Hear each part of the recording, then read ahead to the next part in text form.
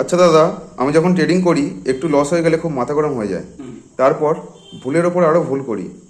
এখান থেকে দাদা বেরিয়ে আসার যদি কিছু উপায় বলেন খুব ভালো হয়। অ্যাকচুয়ালি দাদা, ট্রেডিং মানে হচ্ছে ক্যালকুলেশন। লস কন্ট্রোল করাই হচ্ছে ট্রেডারের ধর্ম। আমরা সাধারণত কি করি, মার্কেটের এগেনস্টে চলে যাই, বিপরীতে। আমরা অনুকূলে থাকার জায়গায় চলে যাই প্রতিকূলে। সেই জায়গায় আমরা যদি মার্কেটের সঙ্গে তাল মিলিয়ে না চলি, ভারসাম্য বজায় যদি না করতে পারি, ট্রেডিং এর সঠিক যদি না লার্নিং যদি না পাই, আমরা আজকে ইউটিউবে দেখলাম, ইনস্টাগ্রামে দেখলাম, চলে এলাম ট্রেডিং করতে, এভাবে তো ট্রেডিং হয় না দাদা। ট্রেডিং করতে গেলে তোমাকে প্রথম কন্ট্রোল করতে হবে, নিজের আবেগের প্রতি কন্ট্রোল করতে হবে। তুমি তো লস করবে, তুমি একের পর এক স্টেপ যখন যাবে তখন রাগ তোমাকে তোমার বিপরীতে নিয়ে চলে যাবে।